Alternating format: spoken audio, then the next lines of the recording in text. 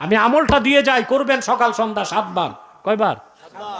7 বার যদি পড়েন, কিসের রাসেল ভাইবার, বাঘও তো কাছে আসবে না যদি একিন ঠিক থাকে। এই আমলগুলো করবেন হাদিস শরীফে পুরাটা এসেছে, পুরাটা করবেন।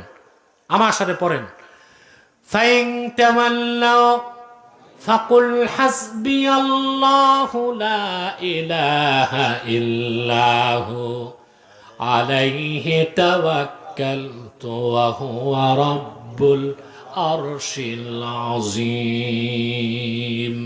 সকালে 7 বার, সন্ধ্যায় 7 বার, 24 ঘন্টার জন্য আল্লাহর রহমতের চাদরে আপনি লেমিনেটেড হয়ে যাবেন। বলেন সুবহানাল্লাহ।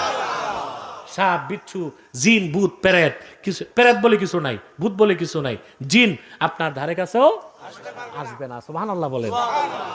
আর সাপের কামড় থেকে বাঁচার জন্য একটা আমালে কোরআনি, কোরআনি আমল হচ্ছে আপনি 7 বার পড়বেন। খেত খামারে গেলেই তো কামড়ায় বেশি নাকি?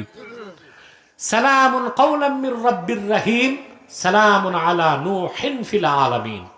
ওযু করে 7 বার পরে ধান কাটতে যাবেন। সাপ সবল দিতে চাইলো, আল্লাহর হুকুমে তার মুখ বন্ধ থাকবে ইনশাআল্লাহ। আল্লাহ আমাদের কবুল করুন।